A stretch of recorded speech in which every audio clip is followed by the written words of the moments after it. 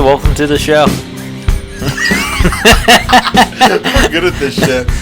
I feel like we haven't recorded in like 6 months. Dude, it's been great, hasn't it?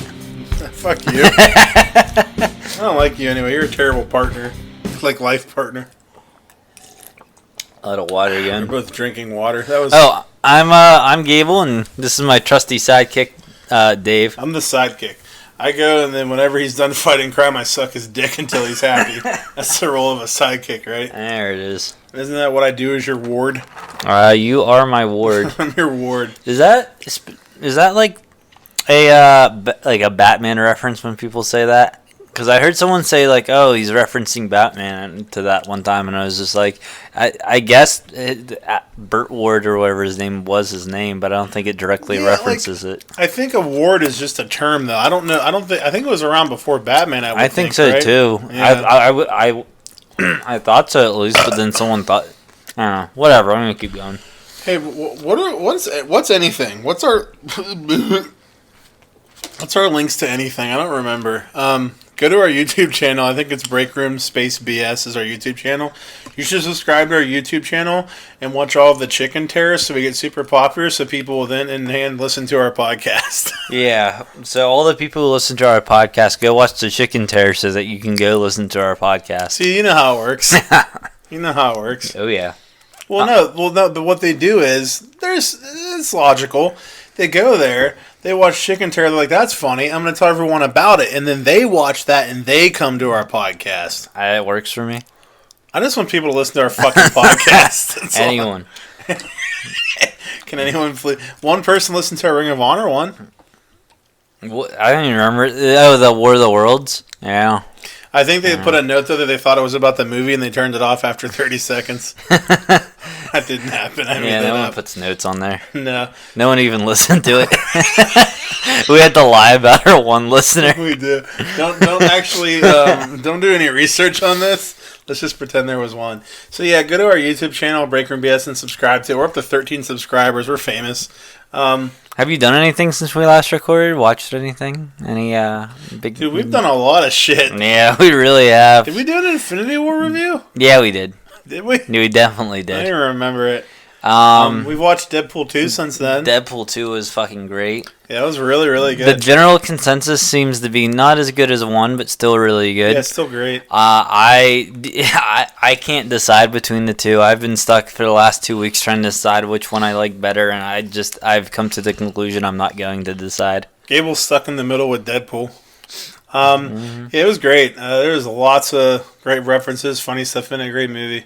Then we both watched Solo. That was and going back though, I was really, because we're gonna discuss box office for a sec with Solo. I was really surprised that Deadpool did not beat the first one. I would have bet, like, if someone would have bet me $100, I'd have been like, yeah. Yeah. I was very confident it was beating the first one. I'm also surprised. And it was really, I mean, it didn't do bad. I mean, it still did, like, really good for an R-rated movie. I think it's the second highest opening behind the first Deadpool. Disney might be onto something with their excuse.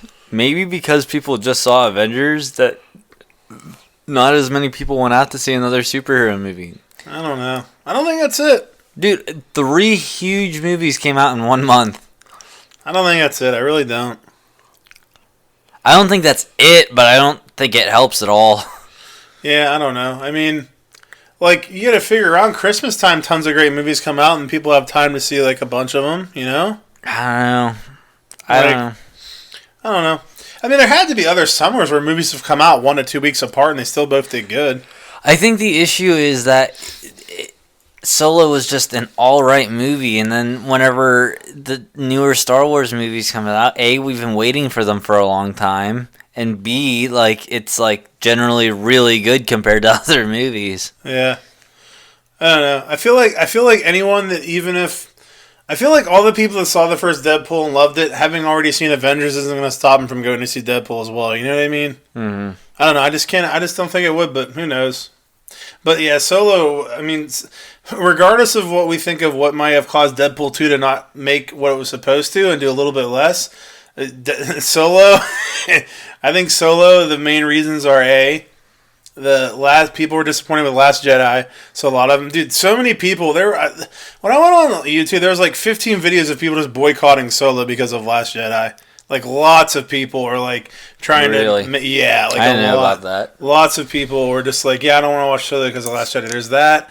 The fact that fucking Last Jedi came out 5 fucking months ago. We don't need another Star Wars movie 5 months later. I think there's fatigue with it because people are just like, dude, remember when a Star Wars movie came out 3 times?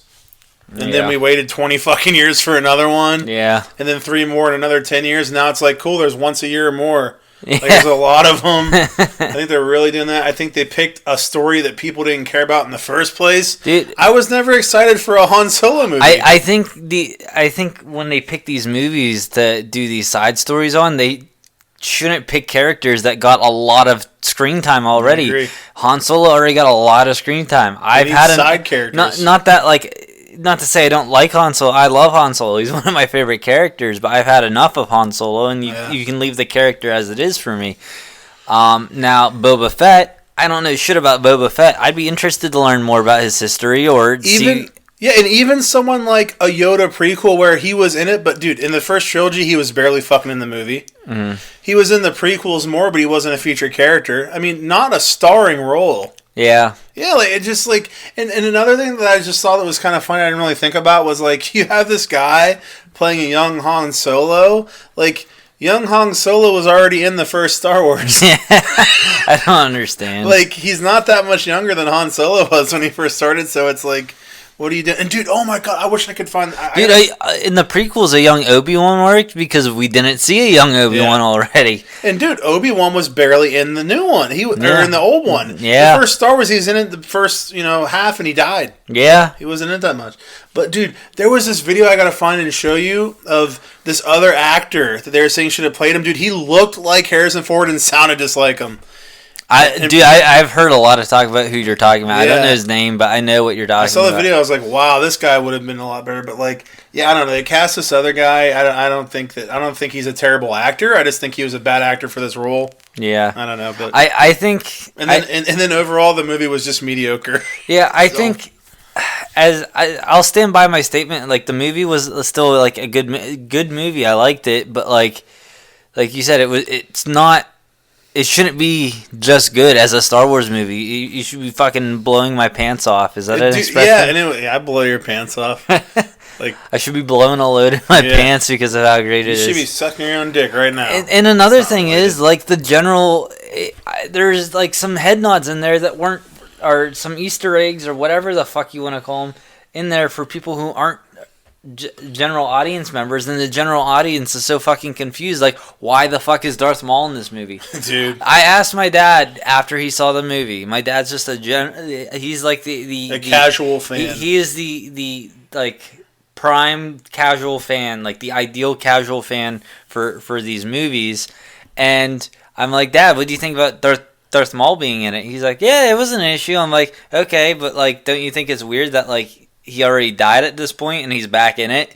And he's like, oh, I thought this took place before episode 1. I'm like, no, it doesn't.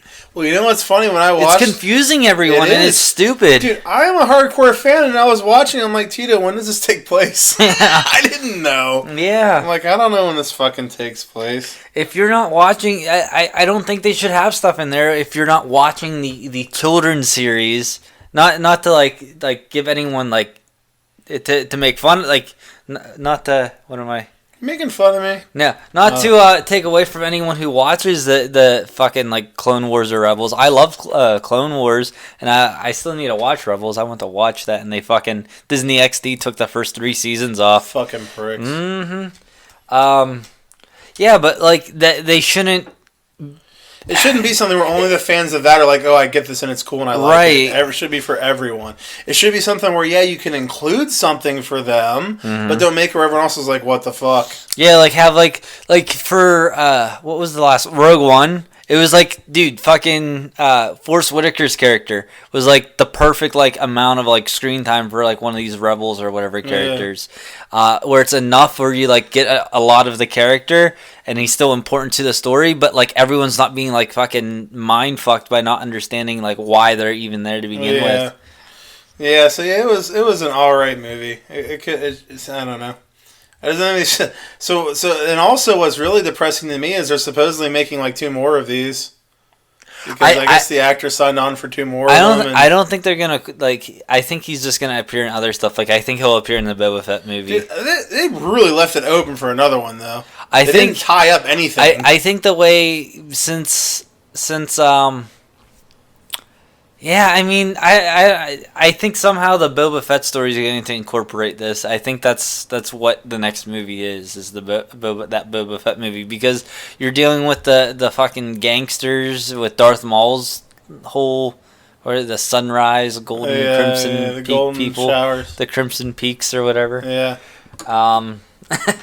And do you think they're going to resolve the love story issue with him and her, because it was just like he was just like I don't know, like they ended it where it was just like open, where they were just like, yeah, I guess they love each other, but she's just lying to him because she's gonna run her own organization, and he thinks she's doing that at the end. Dude, I heard, like I don't know. I don't understand. I'd be happy if they just moved on from her. I just don't want to see any more Solo. Dude, I heard on that one podcast I listened to, they had an amazing idea. You know how I like whenever there's like callbacks within the movie that like kind of bookend how like the story starts and how it ends. Yeah.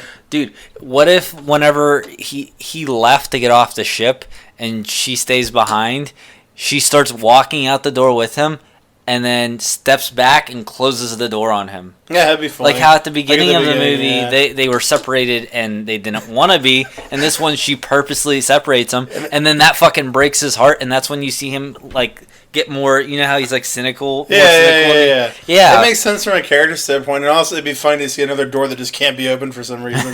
He's just like, I guess I have to go.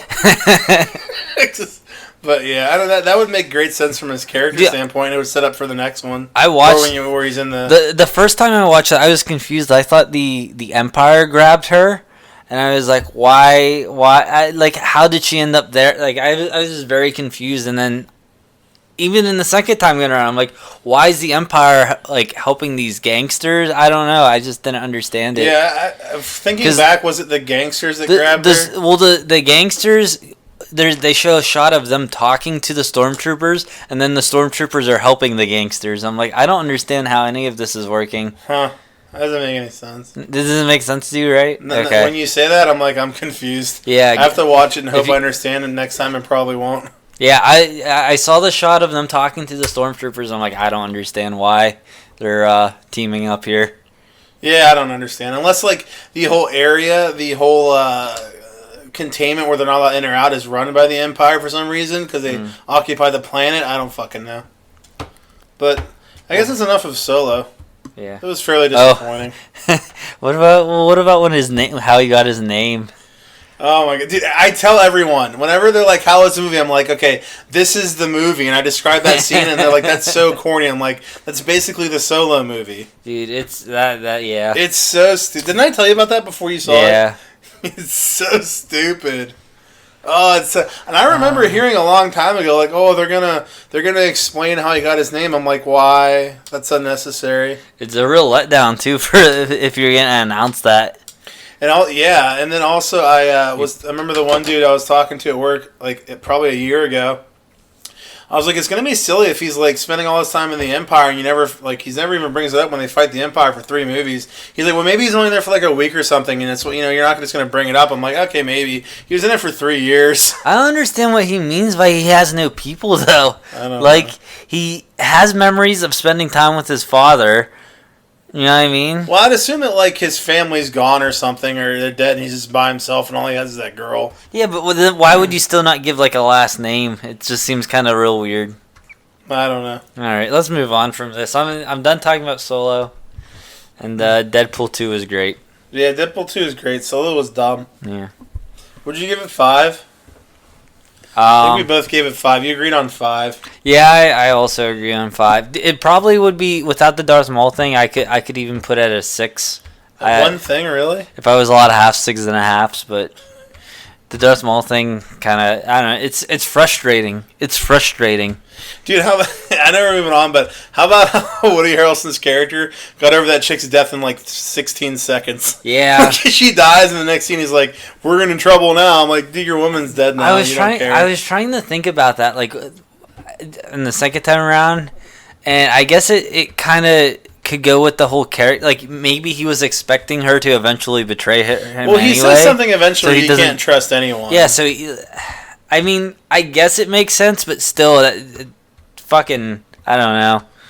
Yeah, I mean, even they seemed like they were close. They seem like they're in love with each other, like that type of thing. It's like, even if the back of your mind, like, you're like, don't trust her, you're still gonna be pretty fucking upset when your fucking love dies. Mm-hmm. So, but another small thing I thought was funny was whenever. Like, they were walking and talking about something. I think he was trying to convince them to do something, and like it just goes from like day to night, and they're just having the same conversation. I'm like, dude, like 6 hours just passed, and they're like, it was just so funny. Anyway, all right, let's move on from slow and talk about something good. What is this episode about, Gable? Dude, it's been 16 minutes, and we haven't even started yet. No. Tell them what it's about, Gable. It's about the best of the Super Juniors from New Japan Pro Wrestling. Are they junior heavyweights? Is that what they're called? Yeah, Super. That's what it's called, right? Super Junior Heavyweights. Yeah. This is the annual NJPW tournament they do. Mm-hmm. The winner of the Super Juniors tournament gets a title shot for the junior heavyweight title. The champion currently is Will Ospreay, who is also in the tournament. I think we came to the understanding that if the champion wins, he just picks his opponent. Yeah, I happened to come across some rules for last year's G1, and I saw that that's how they had it set up. If the current champion holds the title and they win the tournament, then they get to pick their opponent for Dominion. Or it was something, I think, Wrestle Kingdom in that circumstance, something like that. What happens if there's a tie in a block? I don't know. I didn't look that one up. I looked this up, and they said in a Oh, you did tell me about this. In the previous year, I think it was in a G1, they literally had a coin toss. And the winner of the coin toss won that block. And then someone's like, why don't they just have a fucking match? I'm like, that's a very good question. It makes sense. Yeah, I'm assuming that at this point they aren't so stupid to do that, and I guess they would either not. I mean, they book it. They can just simply not book a tie. You know what I mean? So they can either just not book a tie or actually have a match if there's a tie. I wonder if there was, like, I don't know, like some sort of context to them flipping a coin or something. Maybe the coin. Maybe this coin was a big part of the storyline. Yeah, that's the only thing I could really think of. Maybe Takahashi killed Bushi's dad or something, and like all he had left was that coin, so they flipped the coin. It was Taguchi's idea. No, Taguchi always thinks of silly things. So here we go. Let's jump into this bullshit. All right. When I say bullshit, I mean awesome wrestling compared to WWE. Just awesome all around. Here we go, baby. We're gonna start with. So here's what we're gonna do. Some of these may be fast. I mean, basically the point of this is to go over the entire tournament, tell you guys who won, and keep you updated on the scores at the end of the show. I think we can just go over the scores at the end, right? At the end of this show and the end of the next one. Yeah. So you should definitely timestamp this whenever, if someone wants to skip through the opening dialogue. That's a very good idea. So we're going to start off with Best of Juniors Night 1. The opening match for this was, I stopped using their full names because it was just too much work. Yoshinobu Kanemaru, is that his name? I just say Kanemaru. Kanemaru, that sounds more realistic. Let's just go with Kanemaru versus Tiger Mask. The first note I have for this is that I wish I could speak Japanese because this one had Japanese commentary when I listened to it because I didn't realize they were going to have English. I didn't explore the website very much, so I mean they could have it set out somewhere, but I don't think there is like a set time period for how long it takes the English commentary to go up. Yeah. But from what I've been noticing, is if it is, with the exception of the VODs,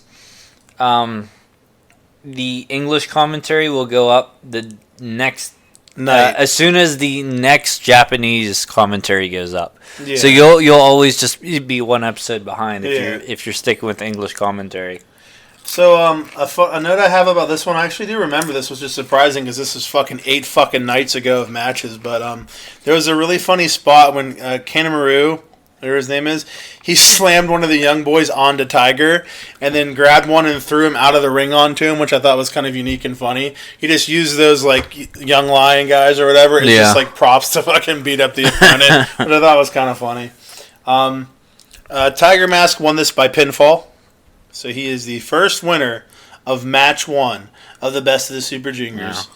If you have any, if you have notes, just interrupt me. Next match we have is Flip Gordon versus ACH. This was a great fucking match, dude. I'm a big fan of. Well, I was going into this just a big fan of Flip, and then this is my first taste of ACH, and he left a good taste. I like him. Yeah, he really left a good impression. I like him too. Do you notice he keeps getting like more and more tape on his shoulders as the days have been going by? I haven't noticed. Dude, he's got so much fucking tape on. I do remember one of the matches he like tries to rip it off and it takes like 10 minutes. Yeah, he's up in like the corner. Yeah, then someone's just like, you're taking too long, and just throws him just grabs him and throws him off. But dude, I like Flip's one move where I guess it's just one of his signature moves where he stands on the fucking rope and like side kicks the guy. Like he kind of just stands on the ropes, which is a really cool move. It's impressive. Yeah. Are you're a fan of Flip, of course? Yeah, I'm a fan of Flip. You his one finishing move's called like the 4 flippy frog splash or something. Really? Yeah, that's pretty funny. Let's see. There's just a lot of cool moves in this. There's one cool move where, dude, this fucking stuck in my mind. He fucking springboards onto the ropes, jumps to the ropes on the other side, past the corner, and does a fucking flip to the outside. I don't know if you remember that. That was really fucking cool. Flipped. He does a lot of flips. He likes to flip, bro. He did a springboard frog splash where he did a 180 turn in the fucking air. I'm like, damn, it's impressive. I also said I had a note that I liked ACH. Dude, I love the spot, which he ended up doing it a few times on this tournament.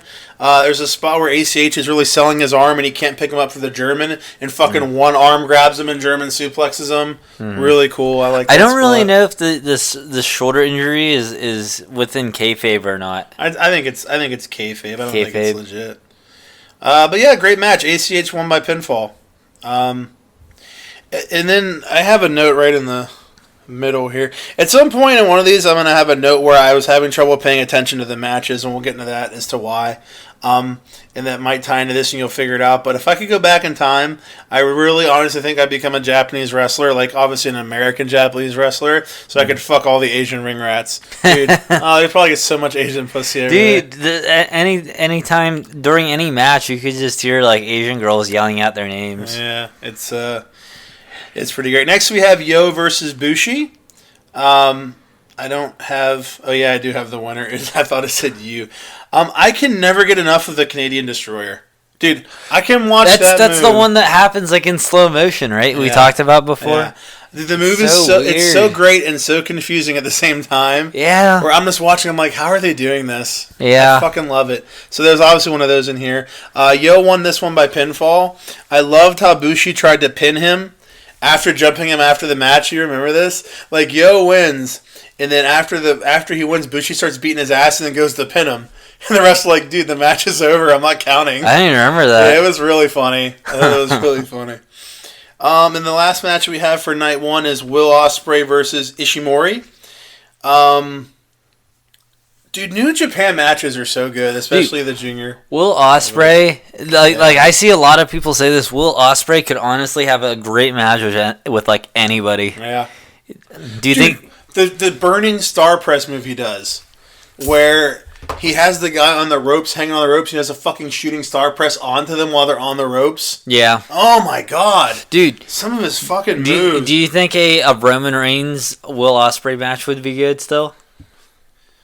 It depends if this match is in WWE or in New Japan. All right, fair point. One is yes and one is no. So, lots of great shit in this match. Awesome match. Ishimori won by pinfall. Oh yeah, I remember that being a big upset, and that's kind of the grounds for my my prediction. Yeah. My prediction. I wouldn't say theory. It's just a Your prediction. theory? It could be. I mean, it's most likely wrong, but I'm just setting up that a good, since we're just coming off that Kushida feud with Will Ospreay. I think twice they fought each other. You or know something. more about the history of them than I. Yeah, I think I started watching only like 2 weeks before you, right? Yeah, I mean, Not but you too watch a much. lot of older ones too, though, don't you? Haven't you been watching some of the older matches? Yeah. Jerk. Sorry. Why do you have to try to know more than me? I Why do you just have like to, them. Why do you have to succeed at knowing more I than me? genuinely like them. It's not good. But go on. They are good. That's why I'm watching them. Okay. But no. So Will Ospreay is just coming off of I think 2 back-to-back fights against Kushida. So I think this is going to the 2 winners are going to be Kushida and Ishimori. Kushida obviously being the previous feud, and then Ishimori being the big upset on Will Ospreay. And plus he's a new guy, so it's even more of an upset. So who do you think's gonna win this? The entire thing. Super Juniors or this was my theory, but I think it's. Let me hold on. Let me look at between the two of these now. I don't know. Hold on. Yes, sir. I'm gonna say it's either Ishimori or. I don't know. I really like Dragon Lee. Yeah, here's the thing. I don't think it's going to be Will Ospreay. It could be Tiger Mask, because I actually just read somewhere that Tiger Mask, this is his last Best of the Super Juniors. Really? Yeah. Well, here's the thing. I don't think it's going to be Will Ospreay, okay? Mm-hmm. So if it's not Will Ospreay, I think that automatically eliminates all of Block A. Because if Will Ospreay loses this and the winner's from Block A, you're just going to see a match you already saw. Because Will Ospreay has already fought everyone in Block A. Yeah. So what I'm saying is if, like, Ishimori or Tiger Mask wins, that means your big fucking match from this is going to end up being just a rematch from this. You see what I'm saying? I feel like the winner of this is going to be someone fighting Ospreay that he hasn't fought already in this tournament to make it more special. So Ospreay's winning A block? Is what you're saying? No. I don't know who's winning. I'm just saying the overall winner, I don't think will be from A block. You know what I mean? The entire winner, because I think if the winner is from A block, then we're just going to see a rematch from the tournament. Because whoever they are, they're fighting Ospreay. Yeah. See what I'm saying? Yeah. That's the theory I have. I just don't think that they would be like, all right, it's time for the winner of this to fight Will Ospreay for the title at Dominion. And it's like, oh, cool. We just saw this match a week and a half ago. Would it upset you if it was, or no? I mean, not if they put on a better match than they had the previous time, but... Yeah. I think it would be cooler if it wasn't. I'd like to see something I hadn't just saw, you know what I mean? Mm-hmm. So, my pick is going to be Dragon Lee.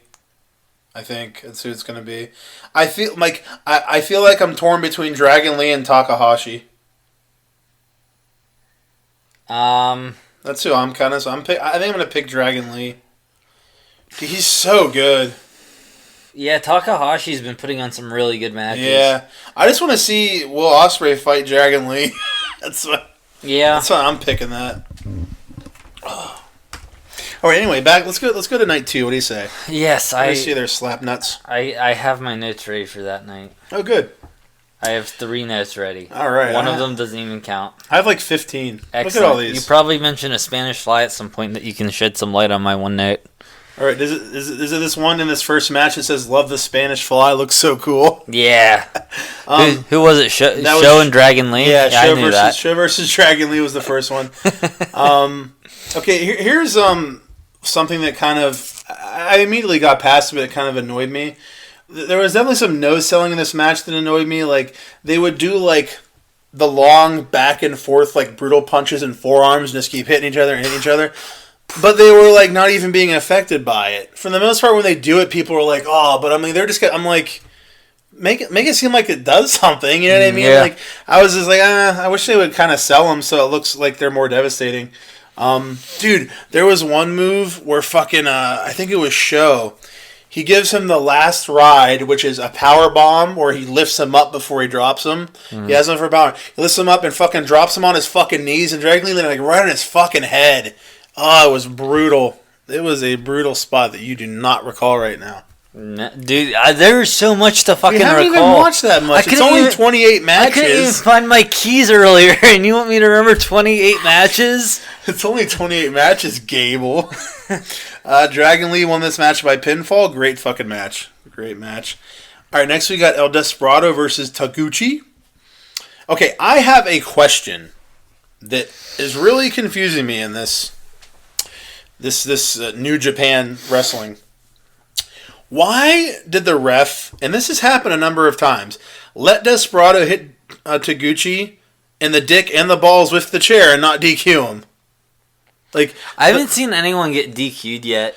I know, and I don't understand, because here's the thing. I think they really give the refs a lot of free reign. Well, this is what I don't get, because later he kept distracting the ref so he could cheat and he wouldn't get DQ'd. I'm like, well, why is he doing that if he's not going to get DQ'd anyway? Because he literally, do you remember when he took the chair, put it in between his legs and fucking hit it?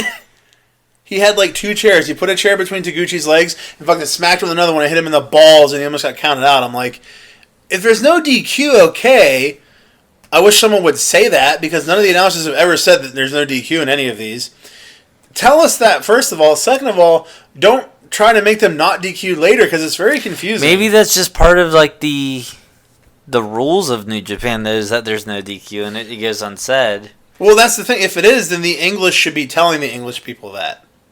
That should be their job, to tell the English audience, who's probably new a lot of, because I mean they're expanding, so they're picking up a lot of new Americans. But here's the thing: even if that is the rules, I get it. But then how come later the heels go out of the way to distract the refs so they don't see them do things if it doesn't matter? You know what I mean? It really confuses me. That's the part I would have the issue with then. Like a lot of the times whenever because they use chairs all the fucking time. In Bushi, when he spits that mist, he always makes sure the ref isn't looking when he does it. Does it happen outside of the ring?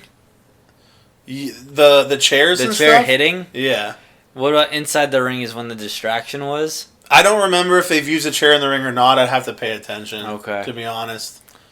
Okay. But this is something that like the English commentators should be telling us. Dude, there was one of later on. There's a match with Flip and someone else where they're like up in the fucking stands, and I'm like, how come no one's been counting the whole time? Yeah. And then they start walking. No, I think it was Marty. I can't remember. But then they start walking back, and that's when he starts counting, and I'm like, why? Why were we not counting this entire time? No, yeah, the counting. The counting I kind of forgive, because even in WWE, like, if it's a big match, the ref will just go out with them, and they're kind of fast and loose with when they decide to count. So I'm just kind of used to it, even though it doesn't make sense. I just rack it up to being up to referee discretion. Yeah, see, I get that. It's just just stay consistent. You know what I mean? If you're not DQ, then don't try to not get DQ. Like, I don't know. It's very confusing to me, because then whenever I'm watching it, I'm like, I don't know what's at stake. You know what I mean? Like, I'm like, is he going to get DQ'd if he does this or not? But I kind of get the impression that, it's a thing where in Japan, maybe it's more... And this is this right here, what I'm about to... is a perfect example of the English commentators. They specifically said, which I'm glad they did because it makes sense to me, in New Japan, have you noticed how in WWE, if I have you in a submission move, right? Uh-huh. And my shoulders are down, even though I have you in the move, they count me. Mm-hmm. In New Japan, they don't do that. If you're on the offense with a submission, even if your shoulders are down, they don't count. They just let it go. The English commentator even mentioned in New Japan, they don't count you if you're doing an offensive submission and your shoulders are down, they let it go. So I'm like, oh, that's cool. So it's something where I wish that the commentators would kind of clarify this for me, you know what I mean? Yeah. But... I mean, I kind of got past them. Just like, that's confusing. I don't understand. It's not enough to like disrupt it for you, but you got held up for a second. I sit there and I'm like, I'm confused. Note, all right, moving on. I'm gonna enjoy the match now. But it's just really, and it happens a number of times. Mm-hmm. And but Elder Ross, you have any notes on this one? No. It looked... Yeah. You said you had 3, so probably not. One of them was just who won this one specifically. Nice. This is the only match. You're like, this is the winner. And then ref kicks Desperado to get item from him. I thought it was interesting. It's interesting and funny to see a ref like actually perform an offensive move. I don't even remember that, to be honest. El Desperado won by pinfall. Really good match. Wait. What? I think it was the Dragon Lee one. I don't know. All I know is that it's a note, so it must be. It has to be real. Well, your notes are at least organized. They're in 3 separate locations. You had 3 notes. Anything that's in the notes is real. Chris Sabin versus Kushida. Kushida is the next one. Dude, Sabin's finisher, All Hell Sabin, is really sweet. Like a Cradle Michinoku driver, I believe is pretty much what it is. I had sex with Petrie. Pitar. The rabbit. Okay. The rabbit chick. Oh, God, she's so hot. Yeah. I haven't seen her in this tournament because the dude who she's with is not in the tournament, so it makes sense. Yujiro Takahashi. Yeah, there's 2 Takahashis. It's very confusing. One of them's in Bullet Club. The other one's in LIJ. Yeah, it's very confusing, but it's no different than there just being 2 different Smiths that are wrestling, so right. Whatever. So anyway, we were talking about Chris Sabin versus Kushida. Yeah. I like his finisher. What do you think of Sabin's finisher? All Hill Sabin. I like it a lot. It's a good finisher. It's also one of the signatures that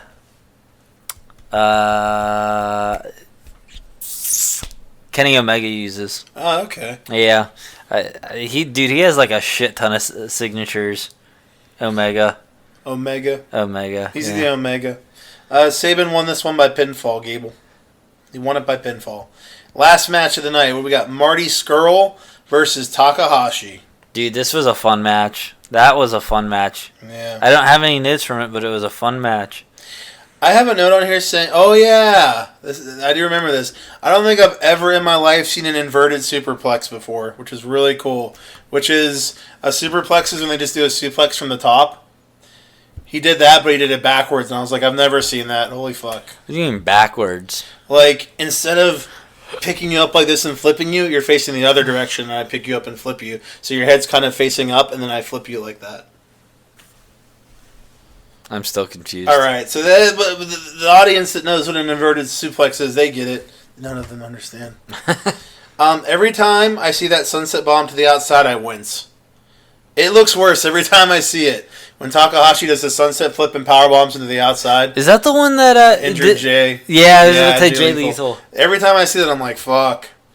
Dude, do you remember the tombstone to Takahashi on the ring apron? That was devastating as fuck. I don't remember it, but it was devastating as fuck. Takahashi won this one by submission. There are maybe 2 to 3 submission finishes in this entire tournament so far. And Takahashi got the first submission victory in this. Was that it? And that's not an inverted suplex. That's an exploder. There's an inverted suplex. Oh, I see. That he did it off the top rope. I was like, I've never seen that. Huh. Really cool. So Takahashi won this one by submission, Gable. Impressive. Has anyone ever won by submission so far in this tournament yet? I think there may have been one other. There wasn't. There wasn't? Then maybe this is the one. I said yet. Oh, yet. Yeah. Oh, okay. So you're doing good though, because there was at least one more for sure. Yeah, because I remember during the other one, I'm like, man, I feel like we like barely ever see like any fucking tap outs. Why are there like no tap outs? And then as soon as I thought that was the match that happened. I had the same thought too. So let's move on to night 3. You ready for night 3? Best of the Super Juniors night 3? I think I have a few more notes for this one. You're like, I'm up to 4.5. It got to a point where I stopped taking it per day, and I started taking them like in a general notes section here. Okay, yum. All right, so that was my not laundry list, the grocery list. So we have Best of Super Juniors Night 3. The first match is Tiger Mask versus Yo. I don't have noticed this. It's just I didn't have any match for this one. Yeah, I like Yo. Who do you like better, Yo or Show? I don't remember which one's which. Yo's the one with the dark hair. Show's the one with the like caution tape pants. That doesn't help me still. Blonde hair and like flips everywhere. Huh? Don't make me sound racist. Can we just move on? Yo has tassels on his fucking pants. Show doesn't have tassels. Yo has tassels. 16 wrestlers, and they're very similar. It's hard. Okay. I mean, these two are very similar of the 16 different ones. Did you say don't make me seem racist? Yeah. That's really funny. That's why I was hoping you'd laugh and then move on. Dude, I just watched that match with the fucking boys versus on that for the first night. It was the boys versus Tana or Jan and yeah, I know who you're talking about. Yeah, dude, the boys are so funny when they yelp the whole time. Yeah. It's so fun. They're like, yoo! Did they do the chant for them yet? Dude, I fucking just like walk around my house doing the Dalton Castle chant now. Dalton and the boys and the boys. That one? I haven't heard it. No, you know how they do like a bunch of chants for like football scrummages or whatever they call them over there. Scrummages. Well, They're fighting for a they sandwich. did one for Dalton Castle and the boys, and I don't know, just like the melody of it's been stuck in my head for like the last like 3 or 4 days. That's cool, dude. Fuck off. Dude, the boys are funny. Listen for it, dude. They're just like yoo. It's like fucking yelping. Did you finish day one? No, I tried again and I fell asleep last night. Oh, come on. Yeah, I'm a pussy. What do you want from me? Day 2's the best. All right.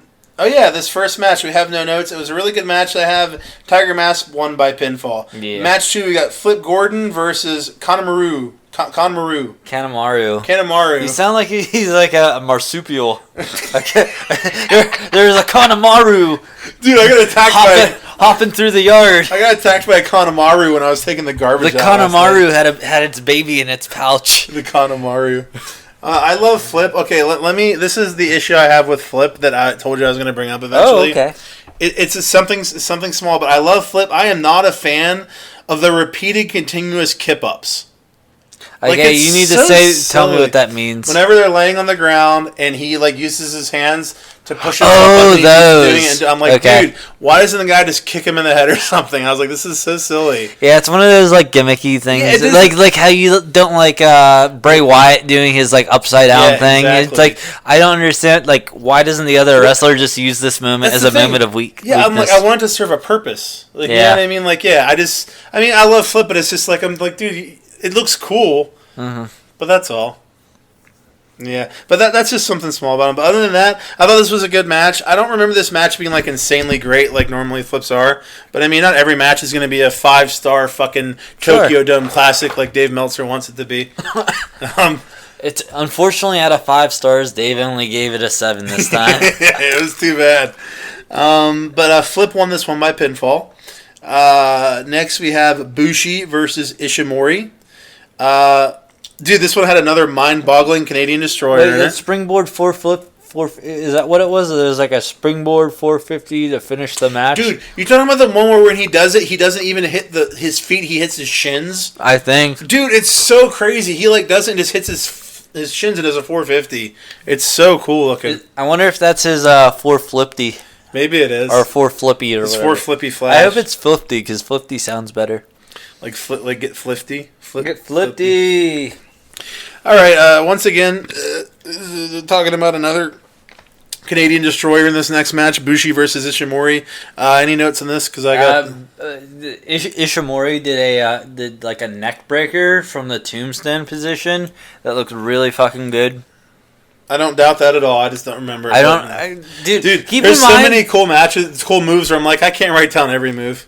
You also have to keep in mind with me, like I don't know the names of these. Like I was trying to listen to that other New Japan one to see what they had to say, and like they're like using all these like names for all these different moves, and I'm like, I don't even know what that is. Is that the like I don't know. Like I just don't know wrestling terminology really well yet. I'm working on it. It's only taken me 20 years. So some of my notes, I'm gonna try to do a little better with notes next time. But like some of my notes are just like that thing where he does that thing that kind of looks like this. And it was cool. It was cool. Okay, so Ishimori won by pinfall, and then we're on to the main event. We got Will Ospreay versus ACH. I was really looking forward to this because ACH had really impressed me in that first match. I was like, this is gonna be good, and it's Will Ospreay.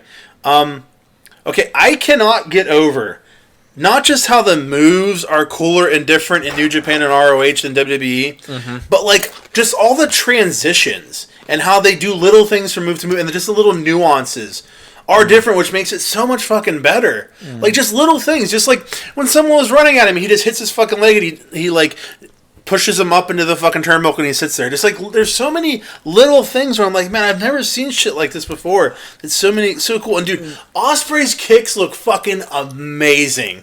Like he looks like he's killing these motherfuckers when he kicks them. They definitely understand the importance of this in between little transition things you're talking about.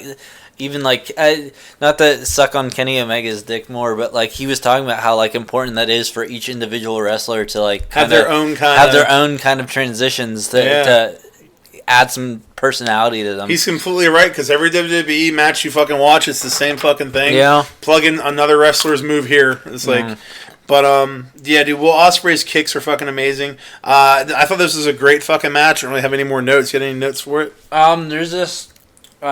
Ospreay's about to hit this spot, jumping from inside to outside of the ring, and ACH jumps up on the apron and stops him in the midair with like a swift kick to his back. I remember that. Yeah, that was cool. Really cool. Yeah.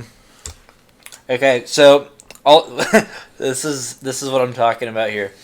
I put, what did Will Ospreay just do? Shooting corkscrew. I didn't know what to call it. It was something really fucking amazing, and I'm like, I have no idea what this is called. Because the bar just opened, I just imagine him pulling out a corkscrew and throwing him at ACH. I was confused. And then my other note is Will Ospreay isn't a human. Yeah, he does some crazy. I actually have. It's not a Will Ospreay match, but I have a fucking like timestamp on the one because the move blew my mind so much. I just wanted to look at it again, but yeah, we might or may not, whatever, when we get to it. But this match, Will Ospreay won by pinfall, and that is the main event for night 3. You want to do a? I was just gonna say that. Okay. So that's night 3. We're gonna take a break that you won't even notice because we're just gonna back this shit up. Yeah. I need water first. Oh shit. Oh, you did it. Oh well. So have you ever heard about the thing with Jeff Jarrett and Hogan where fucking Jarrett just laid down for Hogan and supposedly Hogan didn't know about it? I was listening to that with you. Oh. Yeah. All right, so let's just cover what we were covering then, because I was just going to talk about it. You already know about it. What's crazy? You need to send me when it happens, because I'm trying to accumulate a list of shit to watch, and I put on the fucking DX invasion thing today, at least what the internet told me was the date. I didn't even notice anything happened, but I didn't go all the way till the end. Does it happen? Eventually. I don't know, I'm watching the whole thing, and then there'd be like a match with like fucking Chris Benoit, and they're like, look at the fiery passion in his eyes. I'm like, yeah, the fiery passion that kills someone. He's just beating this wrestler like, I can't wait till this is my kid one day. He was wrestling like Disco Dan or something. I don't know. The guy's gimmick was Disco Inferno. Is that his name? Yeah. Disco Dan. You sound like an idiot. Disco Inferno's a cool name. Disco Dan. All right, let's get back to what do you want to? Let's go to night 4. I remember whenever Triple H was also introduced in CM Punk, and he's like, the future of ECW, CM Punk. I'm like, is that a thing? For how much longer? Dude, did you ever watch his pipe bomb promo where he just ripped on fucking? Mm-mm. I've heard about it. I know what you're talking about. The one line, and he goes, I like to think that maybe the company will be better off when Vince is dead, but unfortunately it'll just get taken over by his doofus son-in-law and idiot daughter. It's so fucking funny. Anyway, let's get let's get the show on the road. Let's get the show on the road, dude. That's my saying. I thought of that. So we're on Best of Super Juniors Night 4, baby. Night 4. Starting off with Chris Sabin versus Show. I don't remember what the Shock Arrow finisher is, but I know it's insanely cool. Me too. Because I just have a note that says it's cool. And I know I've seen it a few times. I know I've been like, that's cool every time I've seen it, but I don't remember what happens. Like, you gotta keep in mind, like, I mean, you too, but I'm old and senile. Like, I remember things very well. Yeah. Dude, I'm watching this new promotion with, like, dozens and dozens and dozens of new wrestlers and new moves and, like, trying to remember all of this. This is a lot to take in. This is how I feel. Yeah. This is how you feel when you start watching WWE. I'm like, suck it up, bitch. And I'm like, Did I tell you about? Remember what happened when I thought that my lamp would turn the AC down? That's how old and senile I am. I'm so confused. Okay, so yeah, Show won this one by pinfall. Another really good match. Almost every match is at least good. There's no bad matches so far. No, I don't think there's been a match where I've been like, need to stop watching this. All right, so first match, Sabin versus Show. Show won by pinfall. Second match, we have Dragon Lee versus Taguchi. There's a spot in here that was really fucking cool where, you know how Taguchi does that hip attack move where he jumps up, tries to hit him with his ass? Mm-hmm. He did it, and Dragon Lee just caught him in the air and fucking German suplexed him. It was real cool. What do you got? My first, let me know when you get to Taguchi Kushida. All right, you got it. That's not on this night. I don't have any notes for this night. There's too much, Dave. So Dragon Lee won by pinfall in this one. Next we have Kushida versus Marty Scurll. I was extra excited for this match because the way they booked leading into it, both guys had 0 points. So I'm like, so I'm like, fuck, who's gonna get? Who's gonna lose and still have not really who's gonna get 2 points, but who's gonna still have 0 points after this because they're both really good names. That's the good thing for us, or for our little boards we have in our notes here. It's a good visual, at least for me. I think it's a really good visual to like know.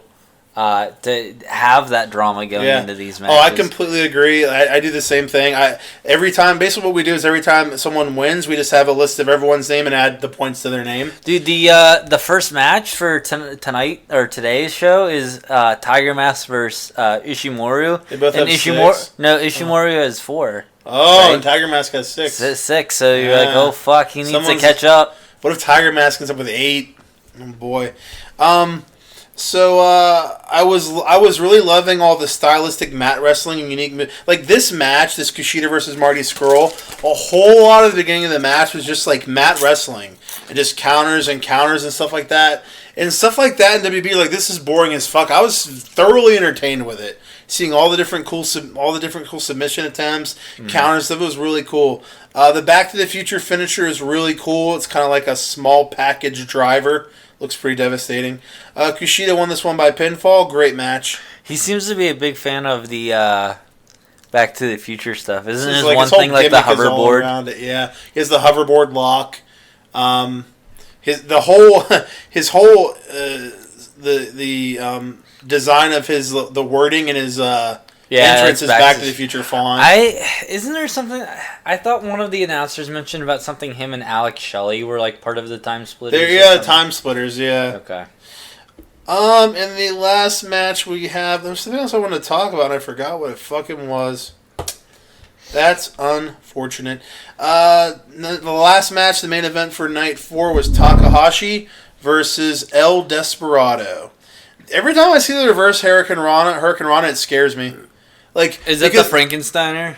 It's a Hurricane Rana, but they're facing the other direction. They're doing it from behind, and they basically do a flip onto their fucking head every time. I thought that was a Frankensteiner. A Frankensteiner is just a Hurricane Rana done by Scott Steiner. Someone called it a Frankensteiner one time, and I got confused. Yeah, just whenever Scott Steiner would do the Hurricane Rana from the top rope, he called it a Frankensteiner. Someone else called it, an announcer somewhere called it a Frankensteiner at some point in time. Sometimes they do that. Kushida won this. No, we're on the next match. El Desperado won by pinfall. Really good match. Okay. And that is all for night 4. Night 5. Bring it on up.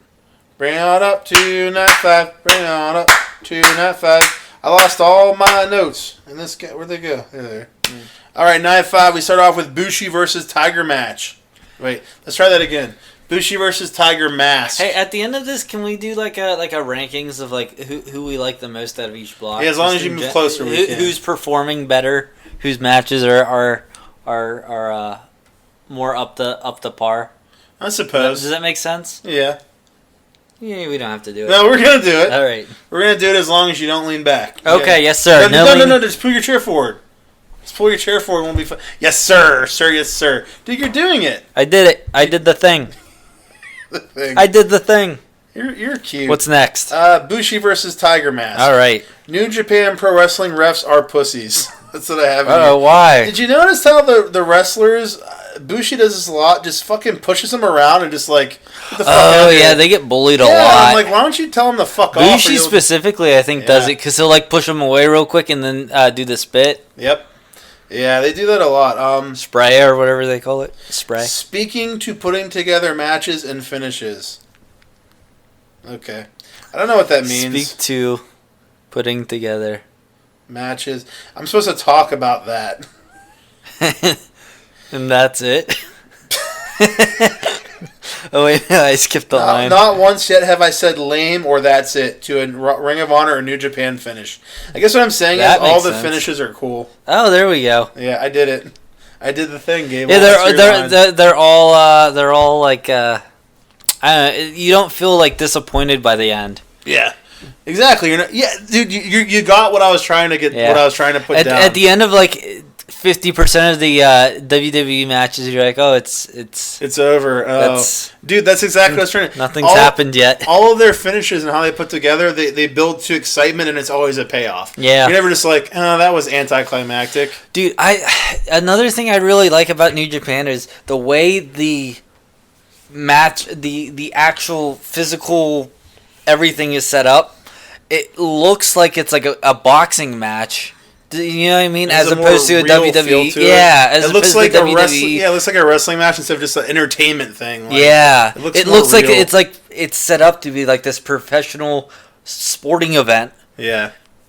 No, I completely agree. It feels like it feels like just real. And not even just that. It's booked that way. There's not as many storylines and silly stuff like that. It's just like focuses on the athleticism in the matches. Yes, make it seem like it's a more thing. Like, dude, the tournament alone. Like, most tournaments are just like a single elimination tournament where it's a bracket of 16 people. Mm-hmm. This is done in more of a thing like where you have a point system, like in the fucking Olympics when people are. Yeah. It's like there's a point system and the most points wins. Like it's set up more in that way, so they're really good at that. I don't know if I said it, but Tiger Mask won that first match by pinfall. Next we have ACH versus him. Kanemaru. Yeah. Slingshot to the cutter on Kanemaru was really cool. How do you say it again? Kanemaru? No, how do you say it? Kanemaru. Kanemaru. Fuck off. It's so funny. The finish where Kanemaru jumped off the top and DDT'd him was really cool too. What about whenever he swiped up ACH and put him in his pouch and hopped away? And then he went swimming and wrapped with all of his tentacles around him like he's a fucking squid. And then they took Kanemaru and then they laid him on top of a small mound of rice and then someone picked him up with chopsticks and he ate them. That's fucking weird. I'm imagining a little mini him and someone's doing it. That's fucked up, dude. Oh boy. He's like a Spanish. He's a delicacy. Kanemaru won by pinfall in this one. All right, look at my next match. Flip Gordon versus Ishimori. Flip by pinfall. The end. Yeah.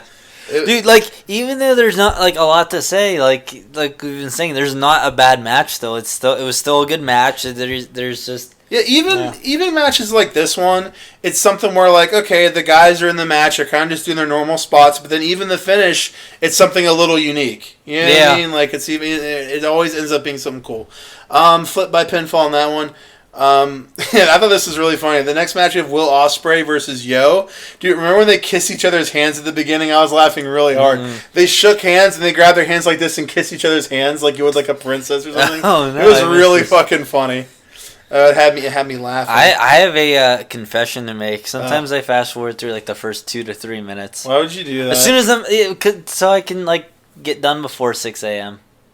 Yeah, but you shouldn't be skipping anything in the match. Just their it's not the match, no. Just that happened in the ring.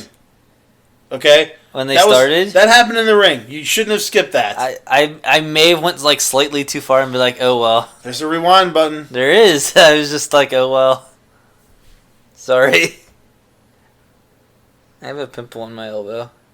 Maybe if you would not spend that time popping your pimple and focus on watching the match, you could that get makes more sense, of it, I guess. Asshole. There was a scary spot in the corner in this one where Ospreay was sitting in the corner, and Yo kind of ran up to grab him for a superplex to Ospreay real quick, and fucking Yo kind of slipped off the fucking rope, and he regained his balance on the second rope and still did the move. I was like, oh, that could have went bad. Luckily, it did not. Stormbreaker is a sweet move. Osprey's his new finish, I guess. I guess that's a new finish. The Stormbreaker. It's a good move. The Stormbreaker. It's also the name of a weapon that's very important in Avengers. It is. Stormbreaker. It is. I really like that Yo and Sho are both very good at being singles wrestlers as well as Roppongi 3K. Yeah, I agree with that. They definitely have really good matches. They definitely are. Osprey won this one by pinfall. Great match. Will Osprey. Great match. You have a note on there about the move I mentioned earlier, and you looked at me and laughed. You're a jerk. Which one? Sho's finisher, the package pile driver, the Stormbreaker. No, it's the bow and the arrow move that I said I liked. That's Sho's finisher. Is it? You have a note on there that says Sho's package pile driver. Yeah, is that the thing that we're? Oh God! Oh no! Oh, the earth just shook. No. The earth. There was an earthquake. There was an earthquake. Is it like where he reaches around them and holds their hand while picking them up? I know what you're talking about. It's a cool move. I like it. You like it too. I do. I just like it. I just didn't remember it. Okay, we are on night 6, baby. Night 6, starting off with Chris Sabin versus Marty Scurll. Dude, I thought this spot was kind of funny, where Sabin and Scurll kept kicking each other, and they grabbed their legs at the same time in a kind of standoff, and then they gave their legs to the ref. Yeah, that was really funny. Didn't he just put it down and shake his head? He's like, well, I'm not doing this. Yeah, it was really funny. I like when they incorporate the refs in really funny ways. Yeah, so do I. Marty does it a lot. Yeah. Marty's really good at doing it. Marty, if you notice how Marty Scurll is a straight up fucking heel in New Japan, cussing at the crowd and just being a dick. Yeah. And in Ring of Honor, he's still kind of a heel. He's but a light heel. Yeah, he caters to the crowd more in New Japan, or in Ring of Honor. What? Go. You get a thought under your umbrella? No. Marty Scurll won by pinfall. Really good match. Next we have Kushida versus Taguchi. This was the quick fucking match. Yeah, I turned it off real quick. It only took me 2 minutes to be done. This match is over actually. So it was still good. It was still good. Taguchi won by pinfall. Yeah. Yes.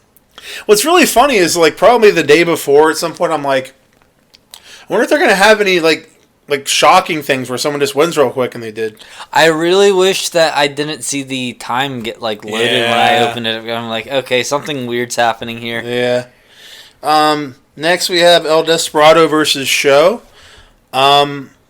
They did the chair thing in here. El Desperado always uses chairs. He does it a lot. Yeah, dude. That's kind of like his gimmick. Yeah, whenever you were describing it, I thought of El Desperado. Yeah, both notes I have about the whole chair DQ thing were both him. But yeah, he's a chair guy. I have another note that says I still love Sho's finisher. I believe you had a note about his finisher too. That you deleted. Yes. But Sho won by pinfall. And then next we have Dragon Lee versus Takahashi. Whenever we pause, we watched a couple spots from this fucking match. I'm just going to say right now, this is so far my favorite match of the tournament. I was so fucking into this match. There was an awesome spot where Takahashi's on the apron. Dragon goes for Hurricane Rana, and fucking Takahashi just powerbombs him onto the apron. He just catches him up and fucking powerbombs him and the apron is just so hard. You know what I mean? It's the hardest part of the ring, as Taz like to always say. Because it doesn't flex or bend. Exactly, yeah. He just powerbombed. And dude, fuck. Some of the these German suplexes they're taking each other, they're landing right on their fucking heads. They did so many Germans, and I'm like, they're gonna hurt each other. They're brutal looking. I'm assuming they just know how to fucking take them in some way that softens the blow. This is the one where we just looked at the video, right? Yeah. And with that, there was was there a name for this or something?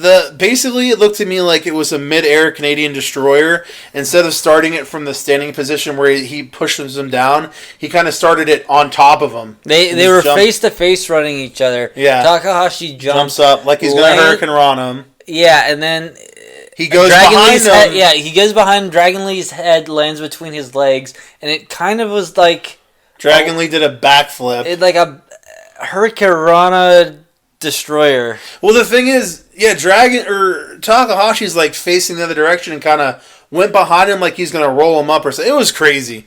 It was crazy. It's probably one of the craziest moves I've seen. It was fucking nuts. this ends with Dragon Lee doing this like weird package suplex thing. Yeah, like it's like a packaged German suplex, landing him right on his head. It was insane, dude. Even though we watched like 4 times on here, every time you just freaked out whenever for the safety of his neck. Dude, I watch these moves. I'm like, this is how people get paralyzed. Yeah, I'm like, how can you wrestle if you're dead? I don't understand how that works. I'm confused. And Dragon Lee won this by pinfall. The match was fucking amazing. Yeah. I loved it. They both went up like a fucking several notches for me after this. Like, I really like Dragon Lee a lot. It was great. I hope we see Dragon Lee a lot more in the New Japan because up until this tournament, I have not seen him once. Well, and the issue too is that there's so many masked guys. Yeah. You know what I mean? Like, sometimes it's a little confusing. It is. I'm getting better at it now, like kind of telling them apart. And that's not racist at all because I can't see their faces. You're maskus. Yeah, I'm racist against masks. Yeah. Next we have Best of Super Juniors Night 7. This is the last night that we're reviewing, correct? No, we're reviewing Night 8. We are? Oh, okay. Yeah. So Night 7 started off with Flip Gordon versus Tiger Mask. Flip won this one by pinfall. Another great match. What were the notes for that, really? I did have... By this point, the crowd is getting involved with Flip as a character. I think Flip...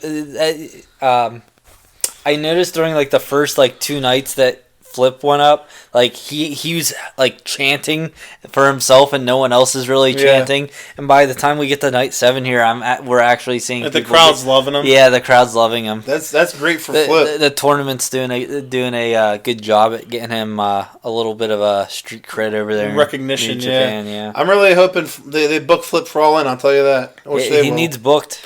Flip won that by pinfall. Next we have ACH versus Yo. Okay, this match was the beginning of an issue for me. There were these 2 Asian chicks in the front row on the left side. Oh no! Dude, I know what you're talking about. I could not stop looking at them. Yeah, and I'm just like so like watching their reactions and like they're just like freaking out at things. I'm just like they're just so interesting.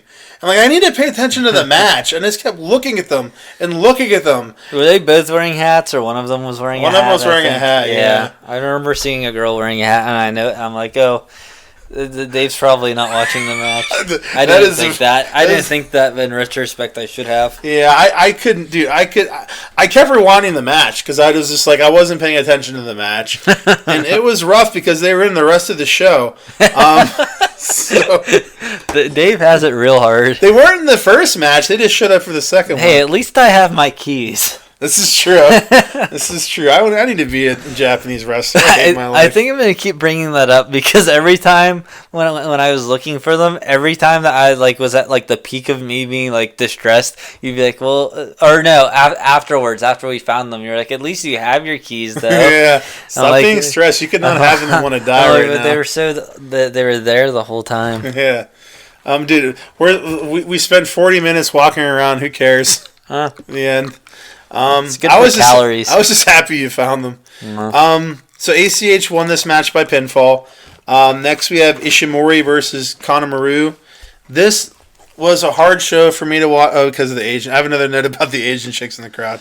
I have to say, like, not that Kanemaru's bad, but like he's my least favorite, I think, of this block. Yeah, he doesn't really... He's the one that has the alcohol, right? Yeah. He brings the liquor. He doesn't stand out too much. That's for sure. Okay, I want to make sure it wasn't No, me. yeah, he doesn't really stand out. So he won by pinfall. It was a good match. In the main event, we have Will Ospreay versus Bushi. Dude, I really like the Bushi Mist a lot. I think it's a really cool gimmick. Like, this was the one where I think the black mist. Yeah, he spit in his face, and Ospreay ended up fucking getting the water bottles and trying to clean his eyes out. Remember the other weeks when the Bucks got the mic? Yeah. I need to get this pretzel The Bucks out of my got mouth. the mist. The Bucks got the mist, and, Yeah. then they put the ref into the shooter. Yeah, that was really funny. Mm-hmm. Bushi won this match by pinfall. And that takes us to the last night we are reviewing of our Part 1 review of the tournament. Best of Super Juniors Night 8. Starting off, we have Marty Scurll versus El Desperado. I thought that towards the end, this was very well done. There was like a billion different false finishes with the distracting of the ref and the different like fake outs of trying to cheat and stuff and like making you think that El Desperado would win. It went back and forth and I was really into it. It was very well done. The whole like the last few minutes of this match. I'm surprised we haven't seen any ties yet. That's the one thing I was going to talk about. I forgot about. Thank you. Yeah, I did. Because it's a different point system. They each get one instead of two. Yeah. If it's like I could only imagine that would come down to it. Well, I think if it goes to a time limit draw, they each get 1 point, right? Is what it is. If it's a time limit draw, they each get 1 point. Obviously, if someone gets counted out or DQ'd, the other person gets both points. But I don't know what happens if it's like a double DQ or a double count out. So that's that's interesting. Yeah. Best of... Wait, we're going to pause this while you look it up. All right, we're back, baby, and Gable's still chewing. Still chewing. Gable's still chewing. So we are on night 8. Starting off with Marty... Oh, we already talked about this. I only had some water. You're a dick. That was enough. So this first match, Skrull won by submission. This was the second submission in the tournament so far. Skrull won by submission, which I was surprised by. Next we have Chris Sabin versus Dragon Lee. Another good match. Sabin won by pinfall. I like that match a lot. Yeah, it was good. I remember liking that one a lot. Oh. I remember. All hell Sabin. Sabin to hell. Electric Boogaloo. Sabin won this match by pinfall. Let us move on to lettuce. Kushida versus Sho. I haven't seen a triple powerbomb in a long time, and it's really cool. I love it. All right, which one was that? The powerbomb. You know what a powerbomb is, right? Yeah. He basically picked him up, did it again, picked him up from the same position, and did it the third time. And I do remember that then. Yeah, I was like, dude, I love that move. It's so cool. And I'm sure it's really hard to do on someone unless they're not that heavy because it's going to be really exhausting to fucking just deadlift someone like that. Kushida won this match by pinfall. This is a great match. It didn't need any of the spot monkeyness. There wasn't like crazy high flying everywhere, and it was still a really good match. Yeah. Really good match. And then the main event, Taguchi versus Takahashi. This is the one I think that had the fake out with the hands. Is that this one? Or no?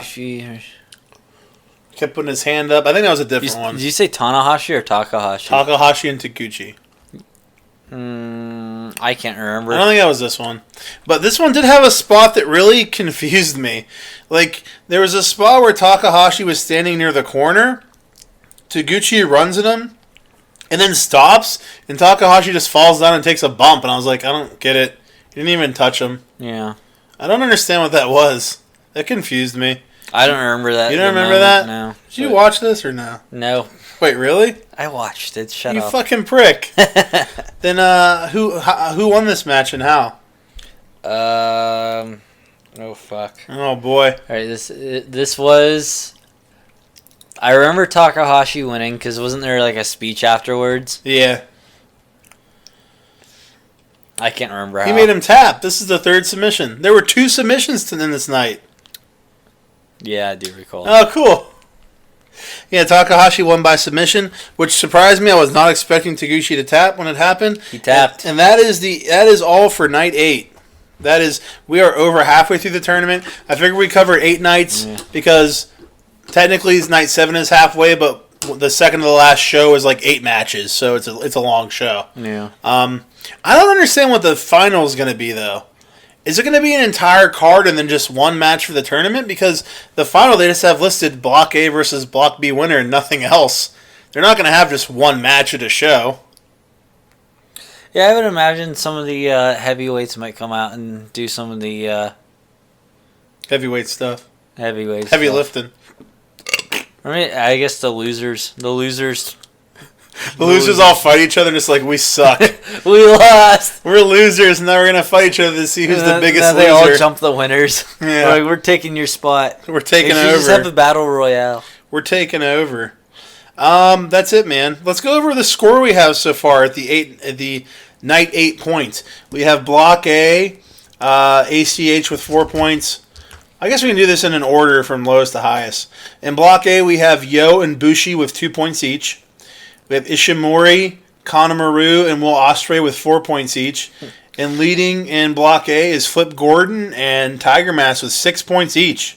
So they are kicking ass. Block B, we have Taguchi with 2 points. He's the only one with 2 points. Then we have a massive 5-way tie. All have 4 points. Chris Sabin, El Desperado, Kushida, Marty. 6-way tie. We got Chris Sabin, El Desperado, Kushida, Marty Skrull, Sho, and Takahashi all have 4 points each. And Dragon Lee's leading the way with 6 points in Block B. Dragon Lee had a point for every person in the 6-person tie, he'd have 6 points. I hate you. I hate you. All right, and now let's rank these guys as who's having the best matches. Let's do this. All right. Are we doing block by block or just all? Block by block. Okay. Time after time. All right, so we're doing the best, starting with the best. Yeah, I'm gonna say. Oh boy, this is gonna be a lot of sitting here thinking. Why don't we just pick 3 people who we like? Okay, we'll pick our top 3. I like that better. All right, there it is. My top 3, I'm gonna go with Will Ospreay, Flip Gordon, and ACH. No. Fuck, my third one's rough. I was gonna say. I'll wait. I'll let you finish. I'm gonna stick with that. Will Ospreay, Flip Gordon, and ACH. That's what I'm sticking with. I'm going to say, for me, it's probably. I'm gonna say Will Ospreay.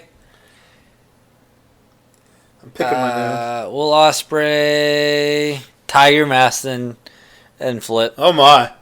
I like the Tiger Mask. I don't know why. He has a Tiger Mask on. Dude, did you see that there was another Tiger Mask there? He's just in the crowd, though. Oh, I did see, because I remember seeing his jacket and be like, hey, is that actually Tiger Mask? Why is he sitting over there? It's and then weird. I realized it's not. No. There was this... dude, speaking of looking at the audience, there was this one chick, this Asian chick, where I kept looking at her because she's an Asian chick. And, like, at one point she had, like, a female Bushi mask on or something. I was like, she looks weird now. It's like Bushi, like that Rey Mysterio thing you said. Yeah, that's weird. I didn't... I didn't send you nothing. What are you talking about? I don't know. Is there anyone you're, like, not... You're being like, all right about? I know we're not having bad matches, but... Kanemaru, I'm like, meh. I mean, Ishimori I like. I really like Ishimori's move where the fucking guy's sitting on the ropes and he runs at him and German suplexes him and slides out of the ring. It's a real cool move. Yeah, I like Bushi too. Kanemaru and Bushi's a little lower on the list for me. Really? I mean, I do like his spit thing. I'll admit is a good gimmick, but like I don't know, the matches themselves are just I don't know. Dude, I mean, for me, he hasn't done anything besides spitting for me to remember. Oh, sorry. That's not nice. I interrupted you. That's not nice. He's a good guy. He's a good spitter. All right, what about Block B? Who are your favorites in Block B? Block B. All right, I'm going first. I like a lot more people in Block B, I think, more than I like people in Block A. Yeah, I agree with that. Like, man, just to pick 3, I got 2, but fuck. All right. I'm going to say... Oh, fuck. I want to make like a 3-way tie, but I can't. Oh, boy. 3-way dance. I'm going to say... Then you did it again. I'm going to say... Do what? Mm-hmm. You're always like, I'm going to say, I'm going to go with, I think I'm going to go with, Dragon Lee, Marty Skrull, and Takahashi in that order. My 3 are exactly the same. All right. Yeah. That's easy. Takahashi, Dragon Lee, I have the exact... I like Kushida a lot. Taguchi is okay, but like I'm not super thrilled about a Taguchi match. He's mostly just like gimmick, comedic element. Yeah. He's like the comedic relief kind of. Yeah. El Desperado doesn't stand out a lot to me either. He's good. I agree with that. I kind of see him the same way you see Bushi. Like he's cool, but like he doesn't do a lot to stand out for me. Chris Sabin I like. Chris Sabin reminds me of Dean Ambrose, which is unfortunate because I don't like Dean Ambrose. And it's just not even his match style, just like the way he looks, like his hair and stuff. He kind of reminds me. Saban probably would have been a close runner up there. He probably would have been my number 4 if we were doing 4. He's a cool guy. That's it, man. This ties up part 1. Fuck. This is part 1 of the Super Junior, and then we gotta. I got so much Ring of Honor to get caught up with still. Oh my god. It's annoying because it's worth it.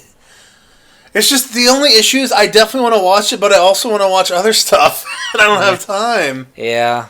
Like, that's what I'm gonna be relieved, but I know it's gonna be a thing where, like, there'll be times when I'll be watching a series, and it's a long season, I'll get done, I'm like, oh, I'm finally done, but I'm like, man, I don't have it anymore to watch. Yeah. And I feel a little, like, I miss it, you know what I mean? Yeah. This is gonna be something where when this tournament's over, I'm like, man, I missed watching the tournament. Man, I have nothing to watch today. I will have something to watch, but it won't be the tournament.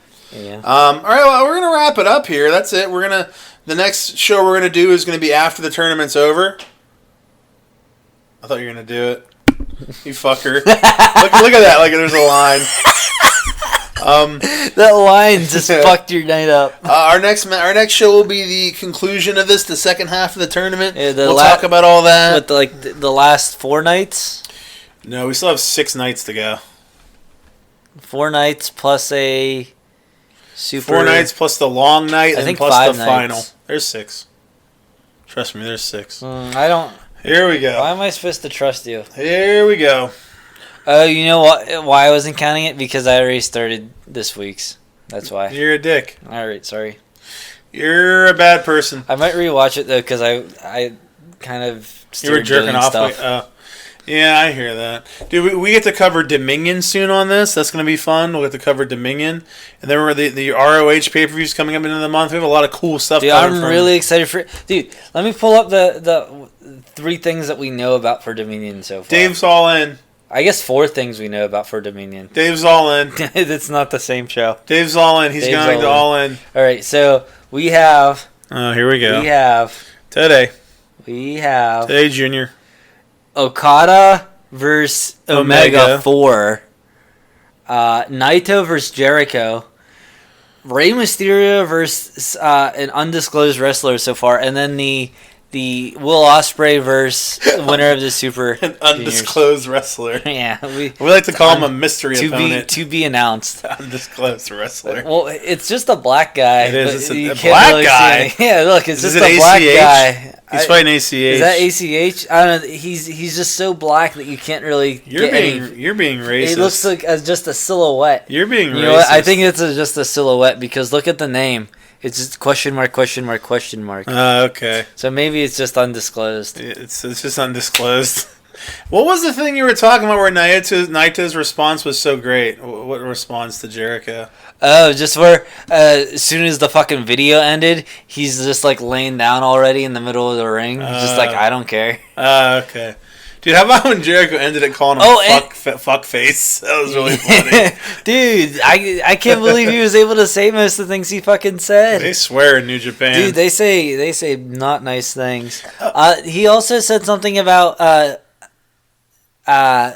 he's like, this is the Super Juniors because it was like the opening card or whatever it's called. I don't know. It was the not tournament part of the show. Okay. And he's like, this is the best of the Super Juniors, so they need all the spotlight. So I'm not going to put any more attention on this. Oh, that's pretty cool. Yeah, I thought that was a really cool thing really to cool. do. Dude, how about how Jericho, I was telling you how he said that he won't go to All In because he doesn't want to do anything non-WWE related in the U.S., which is fucking stupid. He's full of shit. So fucking Dude, he dumb. said he wasn't going back to New Japan right before going back to New Japan. Yeah.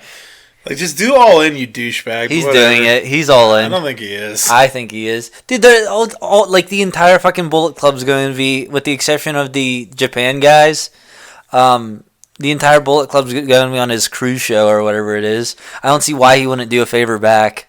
I mean, he has a very popular podcast that you think would be the whole like convention I'm going to that weekend is called Starcast. It's like a podcast show is what it is. Yeah. So like all the biggest wrestling podcasts are going to be there, and his is huge. So I don't understand why he wouldn't be doing his Yeah. podcast there, which I feel like it'd be announced if he was. Dude, he doesn't even like. He barely from like the two. Maybe it's just I got two really bad, like not bad episodes, but two episodes that like displayed this wrong. But like he didn't talk about wrestling at all. It was like him and Sami Zayn. I'm like, oh cool, Sami Zayn's gonna talk, and they talked about the Beatles the entire episode. Oh, cool. I'm like, there is no wrestling going on exciting. at all. I stopped listening to his show. I'm not a big huge fan of it. It's wasn't- all right. I wasn't getting any wrestling from it. Yeah. Oh, we're gonna wrap it up. We're gonna wrap it up like a dong, Like a dong. like a wiener.